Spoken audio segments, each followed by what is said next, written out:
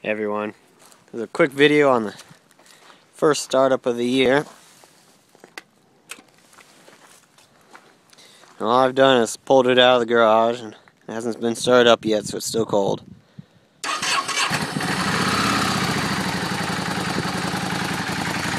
Choke is on, of course, but apart from that, they're pretty good. It hasn't been started since about November, beginning of December.